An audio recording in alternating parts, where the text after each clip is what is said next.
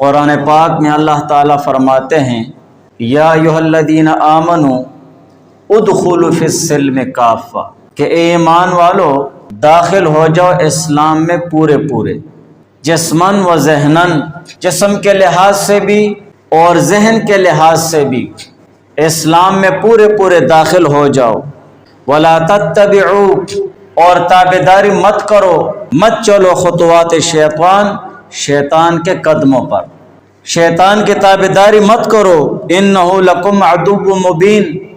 بے شک یہ شیطان تمہارا کھلا دشمن ہے۔ دوسری جگہ اللہ تعالیٰ فرماتے ہیں فاتخذوہ عدوا، کہ اس کو دشمنی کے ساتھ پکڑو، یہ تمہارا کھلا دشمن ہے۔ قرآن پاک کی آیت کا مقصد یہ ہے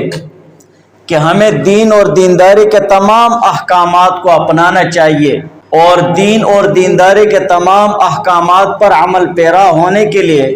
اللہ تعالیٰ سے ہم وقت، یعنی ہر وقت اللہ تعالیٰ سے دعا اور توفیق مانگنی چاہیے کہ یا اللہ تو نے جو ہم پر احسان کیا ہے اور ایمان جیسے عظیم الشان نعمت تو نے ہمیں عطا فرمائی ہے،